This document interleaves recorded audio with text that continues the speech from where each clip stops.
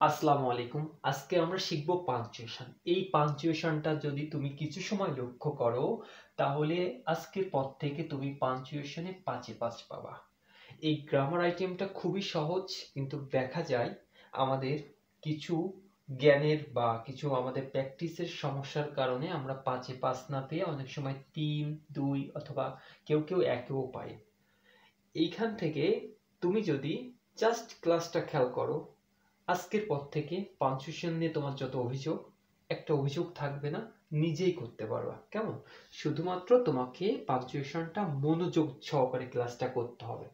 দেখো, এই পাঞ্চুয়েশনটা সাধারণত পরীক্ষায় দুই ভাবে আসে। একটা হচ্ছে জেনারেল টাইপ আর একটা হচ্ছে ন্যারেশন টাইপ। তাহলে সর্বপ্রথমে তোমাকে বুঝতে হবে যে পাঞ্চুয়েশন যেটা আসে পরীক্ষায়, ওটা কিভাবে বুঝবো যে ওটা জেনারেল টাইপের পাঞ্চুয়েশন না ন্যারেশন টাইপ পাঞ্চুয়েশন। দেখো, জেনারেল টাইপের পাঞ্চুয়েশন সাধারণত স্বাভাবিকভাবে লেখা থাকে। আমাদের যে 5 প্রকার সেন্টেন্স আছে, ওই 5 প্রকার সেন্টেন্স নিয়েই ওইটা কমপ্লিট করা থাকে। কিন্তু এই ন্যারেশন টাইপ পাঞ্চুয়েশন, এই ন্যারেশন টাইপ পাঞ্চুয়েশন এই একটা সেন্টেন্সের মধ্যে said, asked, replied, sir, yes, no, এই যে শুধু শব্দগুলো আছে, এই শব্দগুলো যদি তুমি দেখতে পারো, আরো আছে অ্যাডিট, ওকে, এই শব্দগুলো যদি থাকে তাহলে তুমি বুঝবা যে ওইটা ন্যারেশন টাইপ। ভালো করে খেয়াল করতে হবে কিন্তু। যদি তুমি কোনো সেন্টেন্সের মধ্যে দেখো said, asked, replied, sir, yes, no, এই শব্দগুলো যদি দেখো, তাহলে ওই সেন্টেন্সটা হচ্ছে কি ন্যারেশন টাইপ। আর ন্যারেশন টাইপ পাঞ্চুয়েশন করতে গেলে আমাদের কোটেশন মার্ক আসবে, অর্থাৎ আমাদের ইনভাইটেড কমার ব্যবহার করতে হবে রিপোর্টেড স্পিচ। আর রিপোর্টেড ভার্বটাই ইনভাইটেড কমা হবে না। এখন তুমি যদি রিপোর্টেড স্পিচ এবং রিপোর্টেড ভার্ব কি সেটা যদি নাও জানো, তাও কোনো সমস্যা নেই। তুমি আমার ক্লাসটা লক্ষ্য করো, তাহলে তোমার এই সম্পর্কে আর কোনো প্রশ্ন হবে না। কেমন? আচ্ছা, যে কথা বলছিলাম, তাহলে আমি প্রথমে এই সেন্টেন্সটা পড়বো। সেন্টেন্সটা পড়ে আমি দেখবো যে আমার এই শব্দগুলো আছে কিনা। Said, ask, replied, sir, yes, no, যদি শব্দগুলো থাকে তাহলে ন্যারেশন টাইপ। কেমন? আচ্ছা, do you things it is easy to pass in English? এই যে সেইড, দেখো পেয়ে গেছি আমরা সেইড তালহা। নো, দেখো সেইড তাবাসসুম। সো আমি পেয়ে গেছি, তাই আমি বুঝবো যে এটা ন্যারেশন টাইপ কি পাঞ্চুয়েশন। তাহলে আমি কি করতে পারি, এখানে রিপোর্টেড ভার্বটাকে আলাদা করে ফেলি। দেখো, এই সেইডের সাথে যদি কোনো নাম থাকে তাহলে ওইটা হচ্ছে রিপোর্টেড ভার্ব। মনে থাকবে? দেখো, সেইড তাবাসসুম, এটা হচ্ছে রিপোর্টেড ভার্ব। দেখি আমি আর কোনো রিপোর্টেড ভার্ব পাই কিনা। But why are you so careless of English? I don't feel interest in the subject. Oh I see. দেখো, এইখানে আর কোনো রিপোর্টেড ভার্ব আমি পাই নাই। তাহলে আমার এই যে আছে এতটুকু, এইখানে লক্ষ্য করো, এই এতটুকু তুমি তাহলে কাজ করবা। এখন এতটুকু কি করবা তুমি? কোটেশন মার্কের মধ্যে রাখবা। কেমন? আর তারপরে কি দেখো, এতটুকু রাখবা, এতটুকু রাখবা। তারপরে এইখান থেকে দেখো এতটুকু রাখবা। এখান থেকে যা আছে পুরোটাই দেখো, এখানে আর কোনো রিপোর্টেড ভার্ব নাই, পুরোটাই কি করতে হবে তোমাকে? কোটেশনের মার্কের মধ্যে রাখতে হবে। তার মধ্যে কথা আছে, কে কথা বলতেছে, যতটুকু কথা বলছে তার ততটুকু কথা রাখতে হবে। কেমন? তাহলে চলো আমরা করব। তোমাদের করা আমার দ্রুততার কারণে আমি লিখে রাখছি, এখন তোমাদের বুঝাই দিচ্ছি, তোমরা একটু সুন্দর করে বুঝে নাও। দেখো, আমরা জানি modal auxiliary verb, WH question, তারপর হচ্ছে সাহায্য অক্সিলারি ভার্ব, এই শব্দগুলো দিয়ে যদি কোনো প্রশ্ন মানে কোনো সেন্টেন্স শুরু হয়, তাহলে ওইটা ইন্টারগেটিভ সেন্টেন্স হয়ে থাকে। আর ইন্টারগেটিভ সেন্টেন্সের কিন্তু লাস্টে কি আসে? প্রশ্নবোধক চিহ্ন। কেমন? তাহলে দেখো, আমরা সেন্টেন্সটা ডু ইউ, ডু প্রথমে বড় হাতের দিতে হয় প্রথম অক্ষর। Do you think it is easy to pass in English? দেখো, আমরা জানি যে কোনো নাম, অর্থাৎ কোনো নাম যদি আসে, সেটা কি হয়? বড় হাতের অক্ষর। ইংলিশ হচ্ছে একটা নাম, এই জন্য কি আসছে? বড় হাতের অক্ষর হয়েছে। Okay, do you know think, do you know, do you, do you think it is easy to pass in English? দেওয়ার পরে কি আমরা কি পেয়ে গেছি? রিপোর্টেড ভার্ব পেয়ে গেছি। অর্থাৎ এই সেইট, যত যেখানে সেইট পাবা ওর পরে ওইখানে তুমি থেমে যাবা। কেমন? ইন্টারগেটিভ সেন্টেন্সে কি দিতে হয়? আমাদের ইন্টারগেটিভ যে চিহ্নটা আছে ওইটা দিতে হয়। কেমন? দেওয়ার পরে এই যে ইনভাইটেড কমা শুরু করছে আর এইখানে ইনভাইটেড কমা শেষ করবা। আমাদের মধ্যে অনেকেই আছে কি করে জানো, ইনভাইটেড কমাটা এইখানে দেয়, তুমি এইখানে ইনভাইটেড কমা দিলে তো মার্কস পাবা না। এই ইনভাইটেড কমার মধ্যে সকল কাজ হবে, মনে করো এটা সকল কাজ, একটা বাড়ি তুমি সকল কাজ করার পর তুমি বেরোনোর সময় কি করা, তালা মেরে চলে আসছো, ঠিক এইটাও তাই। এই যে ইনভাইটেড কমা শুরু হয়েছে আর সকল কাজ তুমি এর মধ্যে করছো, করার পরে এই যে ইনভাইটেড কমা শেষ করে দিছো। ওকে, দেওয়ার পরে এবার সেইট কি আছে, তালহা। এই যে সেইট তালহা, তুমি রিপোর্টেড ভার্ব, এই রিপোর্টেড ভার্বের মধ্যে এই সেইটের সাথে যে নাম থাকে না, এইটা কিন্তু কি কোটেশন মার্কের মধ্যে আসে না। এই যে তালহা হচ্ছে একটা নাম, আর নাম সবসময় কি হয়, যেখানেই বসে ওই নামটা বড় হাতের অক্ষর হয়, আমি নামটা বসাই দিছি। দেখো তাহলে কিন্তু এই সেন্টেন্সটা কমপ্লিট হয়ে গেল। কেমন? তাহলে কি মনে রাখবা যে আমাদের রিপোর্টেড ভার্বটার কোনো কাজ হয় না, কিন্তু আমাদের কিসের কাজ হয়, রিপোর্টেড স্পিচটাকে কি করতে হয়, ইনভাইটেড কমা দ্বারা কি আমাদের কোটেশন মার্ক দ্বারা আবৃত করতে হয়। ওকে, আচ্ছা দেখো, যদি কোনো বাক্যের মধ্যে তুমি এরকম দেখো, স্যার, ইয়েস, নো, এই শব্দগুলো যদি দেখো, এই শব্দগুলোর পরে কমা হয়। কেমন?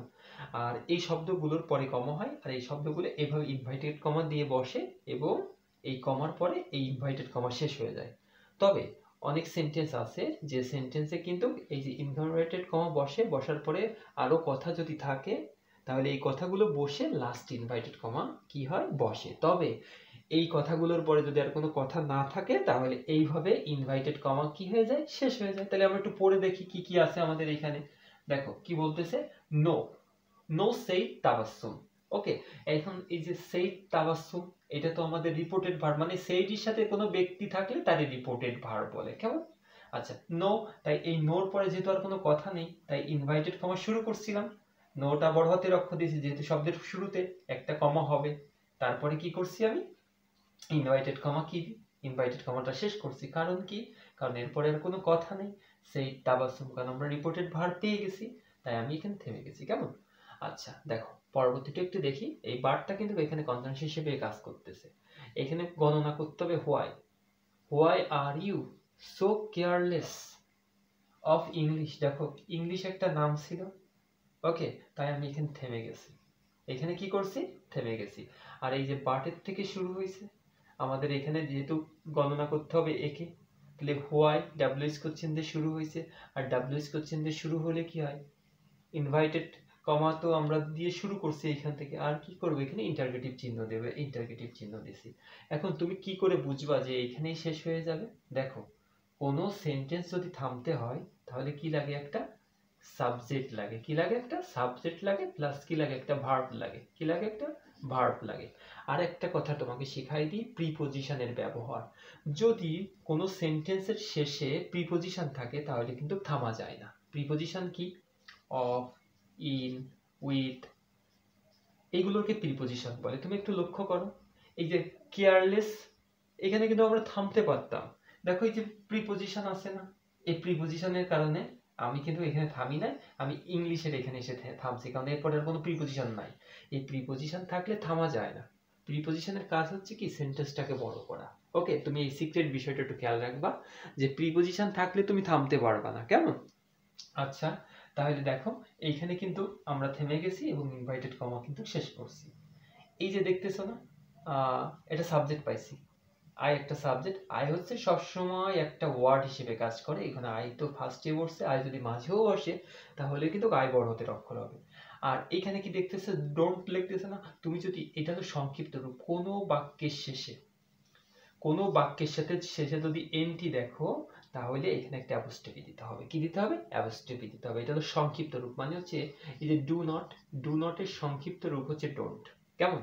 এভাবে তুমি সবকিছু, যেমন যদি হ্যাভ নট থাকে, হ্যাভ নট থাকে, তাহলে তুমি সংক্ষেপে করবে, হ্যাভ নটের সংক্ষেপে হ্যাভেন্ট। হ্যাজ নট যদি থাকে, হ্যাজ নট থাকতে তাহলে হ্যাজেন্ট করে দিবা। ওকে, উইল নট যদি থাকে ওন দিতে হবে, আর নট থাকলে আর এন দিতে হবে। কেমন? যেমন আর এন দেখো, এ আর ই এন টি, আর এন টি, এই যে অ্যাপোস্ট্রফি। তুমি এরকম যদি দেখো কখন, তাহলে তুমি এরকম একটা অ্যাপোস্ট্রফি দিয়ে দিবা। কেমন? আচ্ছা, তাহলে আমরা একটু দেখি। I don't feel interest in this subject. দেখো ফিল ইন্টারেস্ট, এখানে কিন্তু থামতে পারতাম, কিন্তু এখানে থামতে পারতেছি না কেন? কারণ এই যে প্রিপজিশন আছে, শিখছি যে প্রিপজিশন থাকলে থামা যায় না।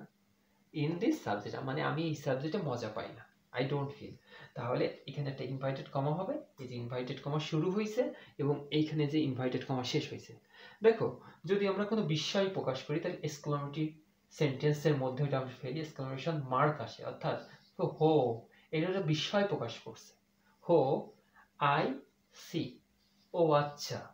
এই যে ইনভার্টেড কমা শুরু হয়েছে আর এইখানে যে ইনভার্টেড কমা শেষ হয়েছে, এটা আর একটা নিয়মে করা যায়। দেখো যদি কেউ এরকম দিয়ে রাখে হো, তারপর একটা কমা দিতে পারে, আই সি, আই সি, এরকম দেওয়ার পরে যদি কেউ বিস্ময়সূচক চিহ্নটা এইখানেও দেয়, ইনভার্টেড কমা এখানে দেবে, এখানে তাও কিন্তু তারও কিন্তু হবে।